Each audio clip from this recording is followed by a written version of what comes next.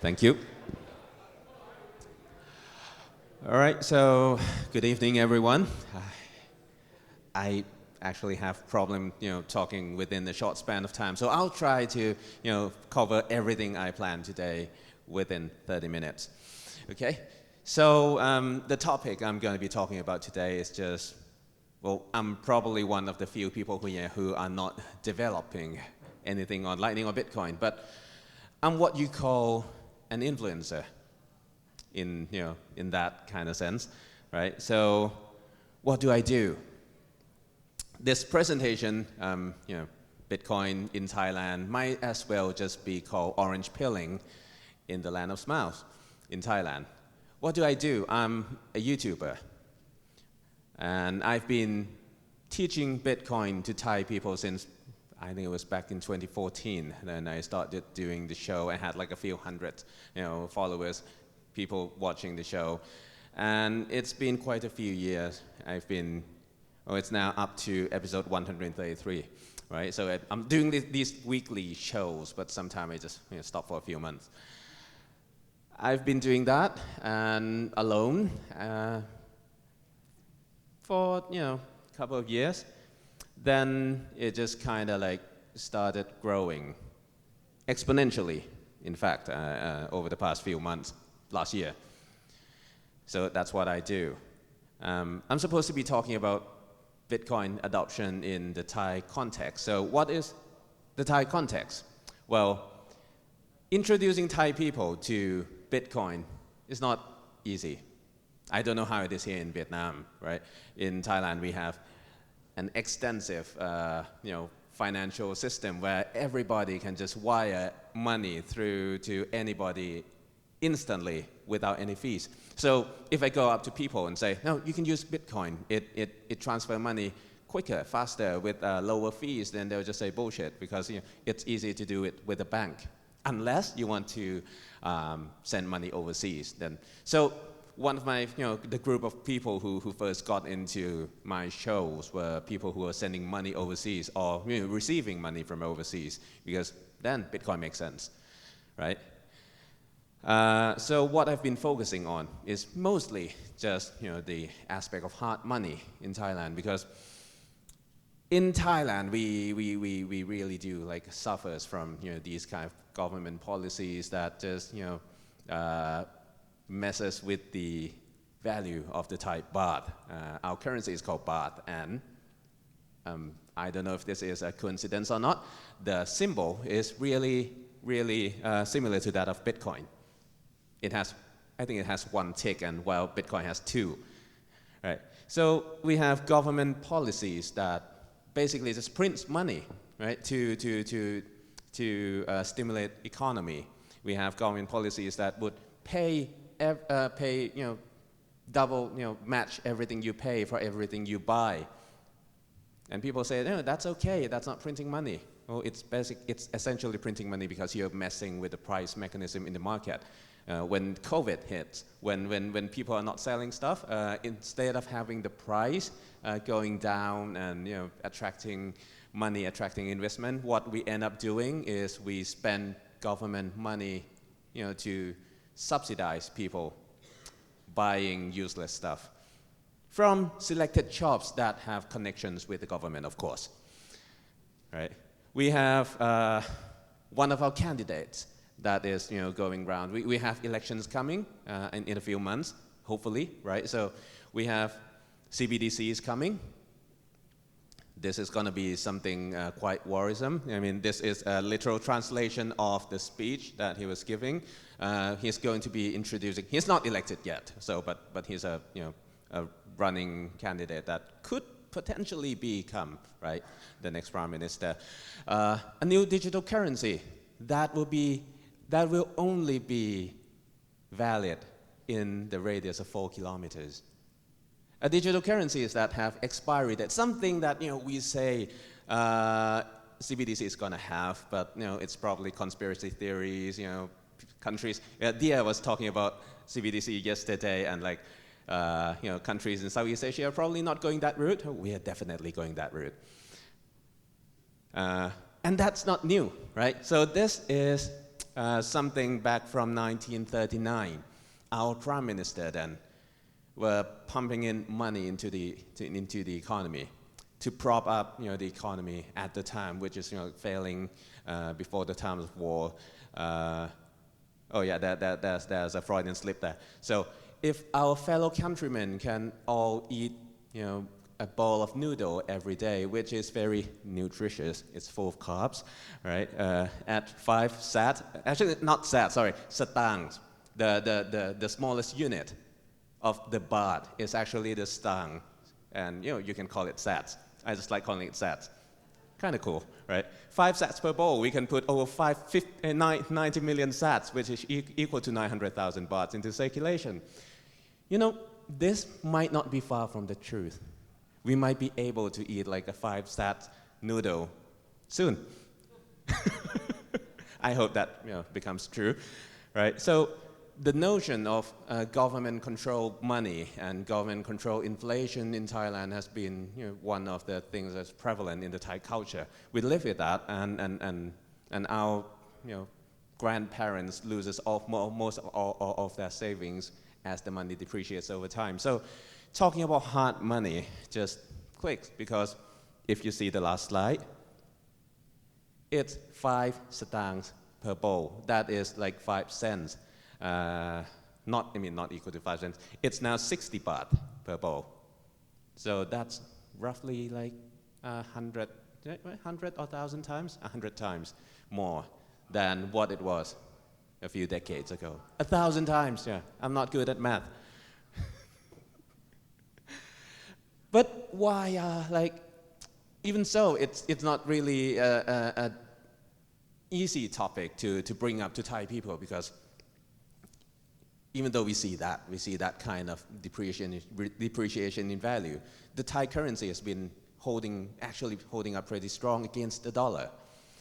We had the Tom Yam Goong crisis that was back in 1997 when the Bank of Thailand, when we had our central bank doing these monetary policies where they just pump money into the system and inflating the prices of all real estate, and boom, right? So Thailand was one of the countries that was hit the hardest then. So it was called the Tom Yam Goong crisis, which is a Thai dish. After that event, our central banks has been fairly conservative, and they've been doing pretty well, actually. I mean, with these failing banks, Thai people are actually quite confident that banks in Thailand cannot fail. And they have the data to back it up, right? They have over 20% in reserve.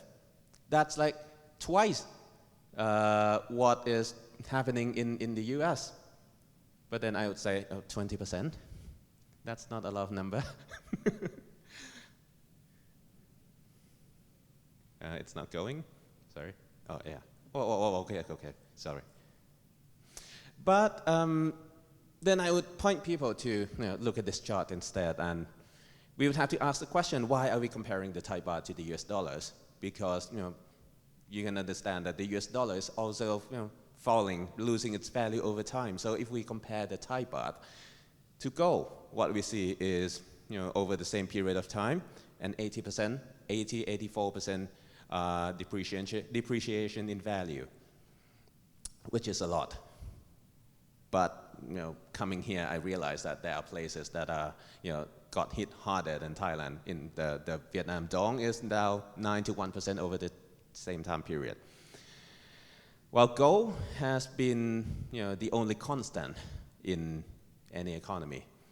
So that's why I'm comparing it to gold. Not Bitcoin. Bitcoin doesn't have that historical time period for comparison.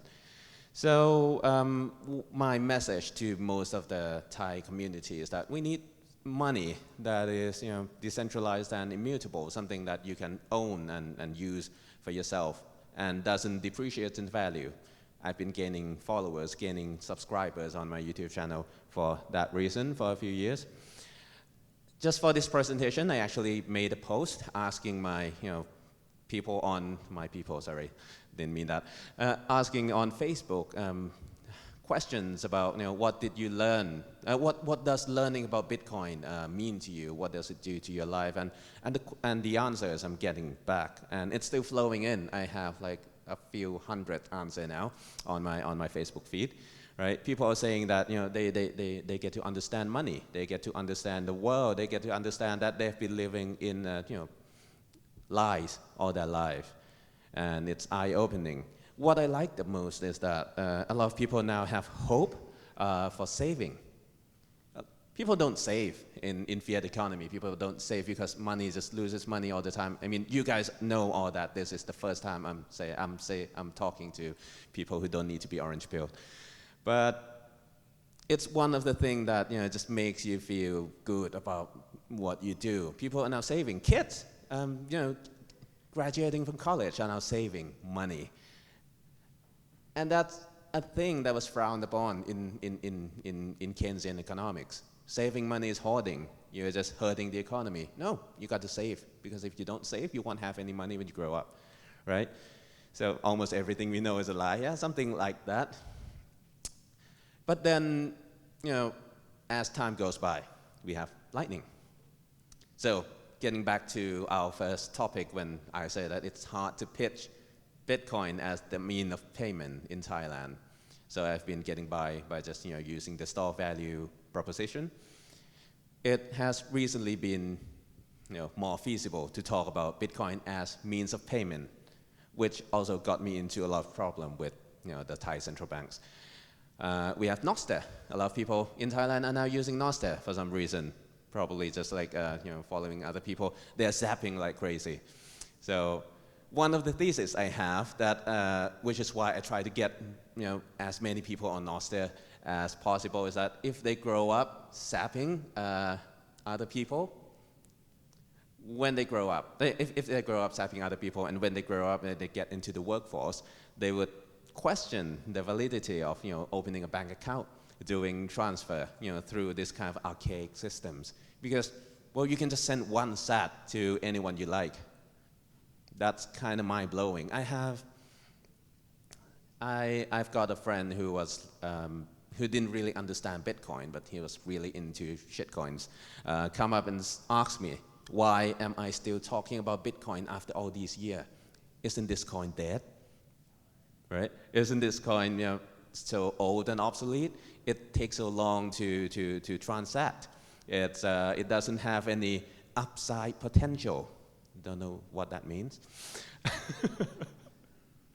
Then I just told him to get on Nostr, and I zapped him a sat. Instantly. Mind blown. Magic moment. Right? So that was fun. Podcasting 2.0, we covered that a bit with our talk earlier this morning. I put my own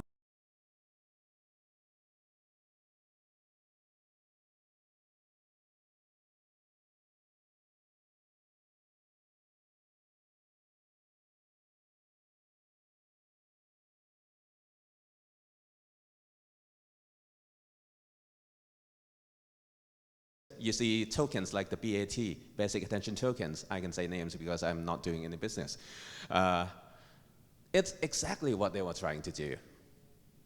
But the only thing they're not doing is they're not using Bitcoin.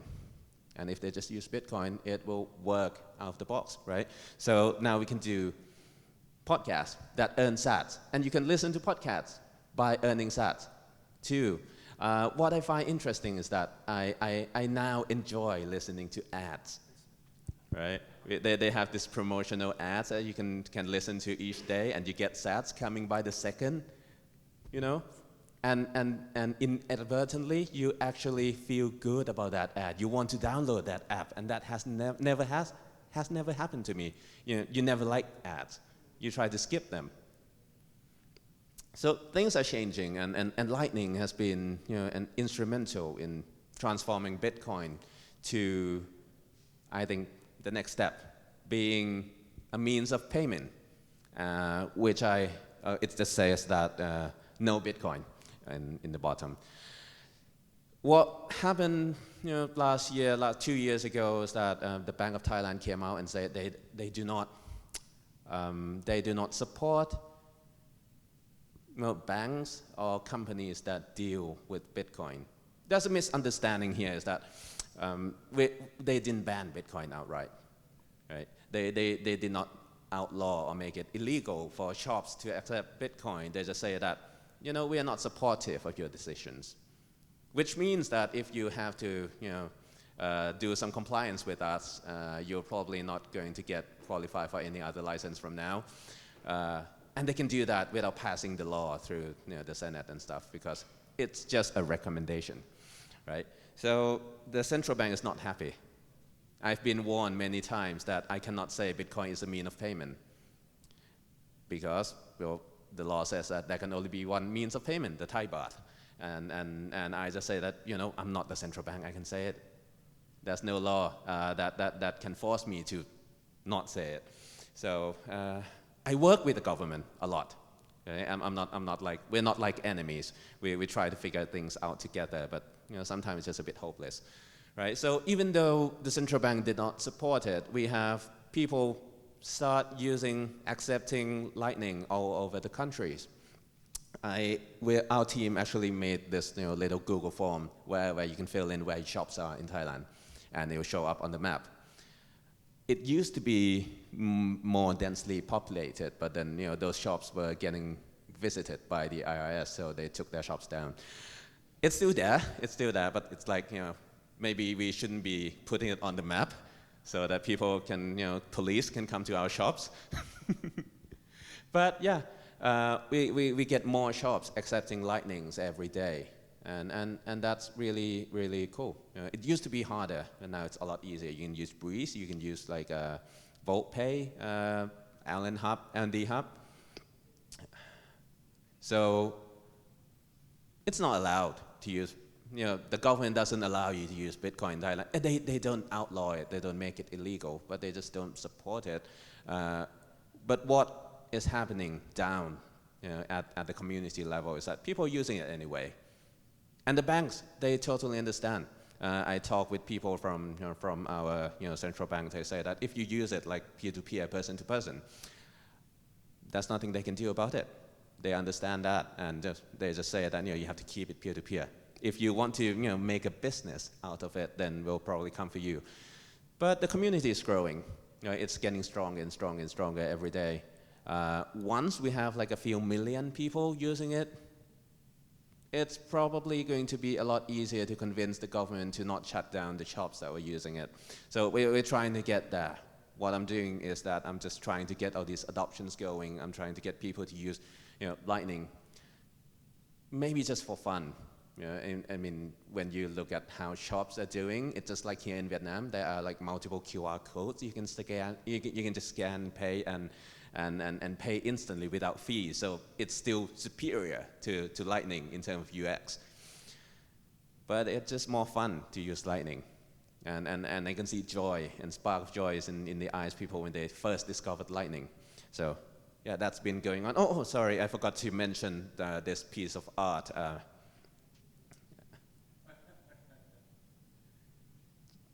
This just came out last night, I think, today, yeah. If anyone hasn't seen it, the Greenpeace Foundation has commissioned an art to try to like depict Bitcoin as the enemy of the environment, pollution, evil. But it just turned out so epic, so cool. There's even laser eyes, right? So I think this is how Bitcoin is growing. I mean, when government tries to shut you down, it just keeps getting stronger and stronger and stronger, right? And we turn every attacks that were thrown at us to something that we actually love. The Bitcoin community is full of love. That's one thing I really like about it. It's not like the shitcoin communities where it's trying to sell you coins by telling you they love you before rug pulling you. I couldn't walk too far, sorry. So we have a growing community in Thailand. This is research done by a friend of mine. He runs a crypto business, research firm. These are the Bitcoins, pages, communities. We are like a small sliver of the crypto scene there in Thailand. Pity, but we're getting there. We have Facebook groups for Siamese Bitcoiners, for Lightning Marketplace. People can go and find places where they want to spend Lightnings, where they want to spend their sats in Thailand and talk to other people who like spending sats.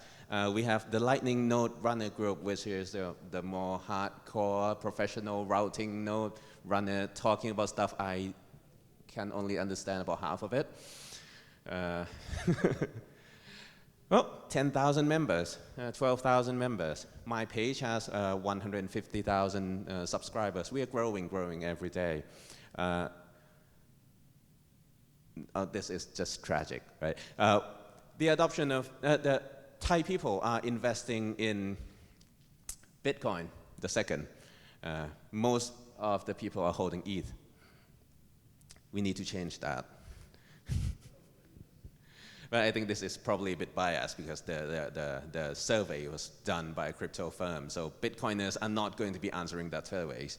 So in reality, I suppose there are more, right? Hello? Okay. So while I was doing all these videos, talks and YouTubes and live shows and stuff, and the community keeps growing by the year,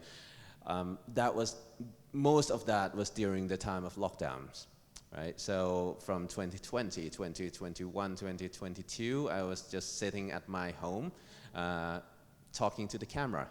I see my follower count grow from about 70,000 up to 150,000, but I've never really seen any of them.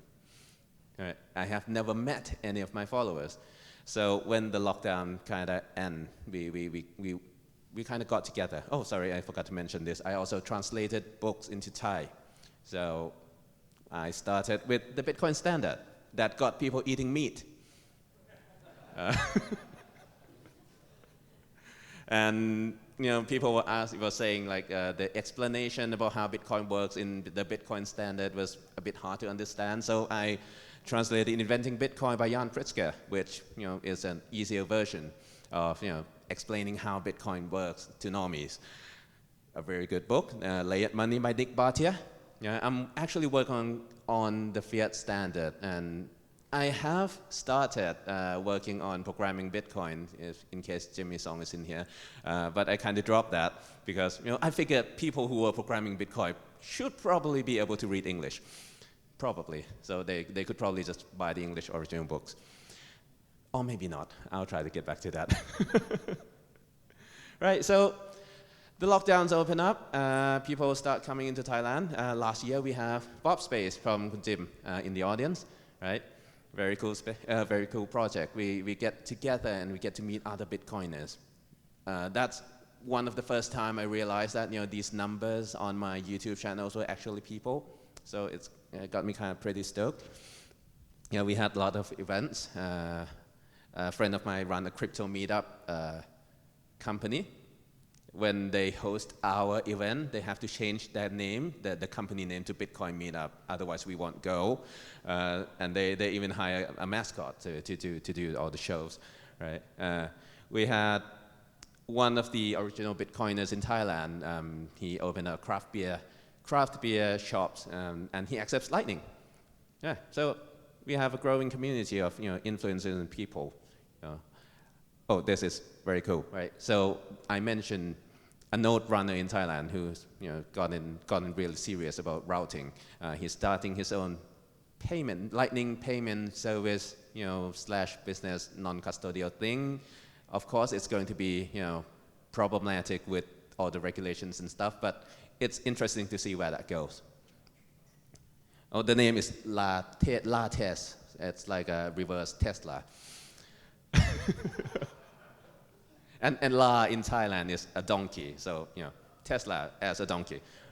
Mm-hmm. I do this website where I find that I spent 3 years translating 3 books. That is a bit too slow. So I'm currently training new translators. So I started a new company called RightShift. We do translation. We translate articles that I just find interesting, Lin Audens mostly, and just post them on our website in Thai. And sometimes I read that in a podcast, right? So we're doing new shows. We're going, interviewing people. That's the guy who is running the routing node. That's my father. He's one of the original orange pillar in Thailand. Yeah. Yeah, I come from a company, I come from a family where I have a boomer parent who actually orange pill me because before I get to orange pill them. Cool, right? There's a podcast, so I'm expanding a lot this year. Also not getting any sleep from that. And this thing is running low on battery, right? We're training new talents. So everybody's probably getting tired of my face. We do this new show. A and B is actually just Alice and Bob because every time we do explanations, we always mention Alice and Bob. So this is like a show where we explain things in simpler terms. Space Bar is just kids playing with lightning. Doesn't sound safe, but yeah, that's what happened. Also starting a new company, Bitcoin Legacy. We'll be doing non-custodial Bitcoin inheritance planning, which I don't know how I'm going to do that, but I'm going to do it anyway. Right, so that's the scene in Thailand. And for my last minute, I don't know if we have time for questions, but for my last minute, we have an annual crypto event in Thailand run for the past 5 years running. One of the hosts is actually in the audience, คุณพี่ป๊อปใช่ไหมฮะ Block Mountain.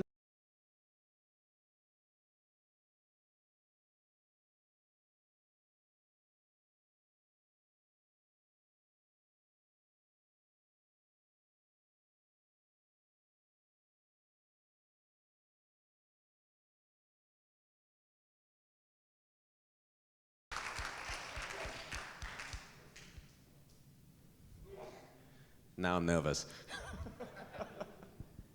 So this is like what the venue is going to look like.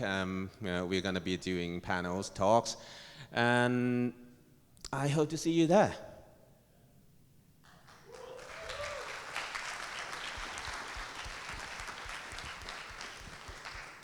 Right, I have 30 seconds for questions.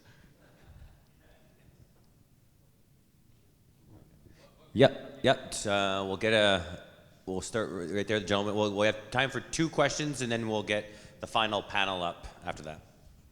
I think it's that Thailand has a huge potential as a country that accepts probably one of the largest number of tourists, and also probably the large number of foreigners. I think there's a large foreigner community, and I'm Japanese, and there are huge Japanese community in Bangkok. And 2 questions. Do you have any community that actually interact with the local people and then people like us, the Japanese? This is the first question. The second question, is there anything that, as a foreigner who often visit Thailand, to contribute to this to grow the community in Thailand? Is there any angle that we can actually contribute to grow the community? Any what? Any angle or any angle. or any idea you have? Oh, I never thought of that before. Because, for example, if we go to Bangkok, first thing I have to go is go to Super Rich and get the Thai baht, the cash. And also use a credit card, and obviously a lot of fees paid. And then I cannot open a bank account in Thailand. But if I can find anyone who can actually give me the Thai baht with paying with the Lightning, that's good. Well, we do have a peer-to-peer community where you can just trade Bitcoins for Thai baht. We usually go to local Bitcoins, but it's not there anymore. Hodl, Binance P2P, people use that. So that's one way you can get Thai baht without going through companies, centralized companies like Super Rich. You can also insist on paying with sats sometimes. Most of the time, I say 99% probably, they probably won't know what you're talking about. But just increasing the pressure to use a certain kind of money is actually going to increase the adoption level in the country. So that's that. That's what I've been trying to do around here. Not with much luck, but yeah, I think we have to play our parts. Awesome. Time for one more question. Question from the front there, and then we'll move on. Hi, thank you so much. Hey, I live in Thailand as well since last year. And my personal experience, but I would love to hear from you, is that banks there do not close your account if you do anything crypto related. While I personally had it last week that 4 of my accounts got closed in Europe, although I'm Dutch citizen, but they closed my account. But in Thailand, I do not have that experience, actually very Bitcoin friendly, crypto friendly. What is your experience in that? I wouldn't say friendly. I'd say more indifferent. Jim said yesterday that Thai people are more passive aggressive. I'd say Thai people are usually just more passive. So even the businesses are more passive. So you do what you do, they're not going to mess with you. That's kind of like the way things work. And banks are all interested in Bitcoin and cryptos. So they're looking for ways to get into the Bitcoin scenes. The laws are preventing them, but they're not going to say no. So, sure, but do you know about, like, if you Bitcoop, for example, you make transactions with Bitcoop. Mm-hmm. If you do those transactions, do they close your account sometimes? in No, Thailand as well? no. No, they don't, right? No. I mean, even Bitcup is like the largest exchange in Thailand. License, right? They have license. They are licensed by the SEC, so totally legitimate. Mm-hmm. Correct. As I said, there are misunderstandings. When the Bank of Thailand say they do not support using Bitcoin as a mean of payment, they just don't support because they can't say they support it, right? It's against what they were created for. So they don't support it, but they don't make it illegal. Just use what you want. Sure. Thank you. Awesome. Big round of applause to Piriya, everyone. Thank you.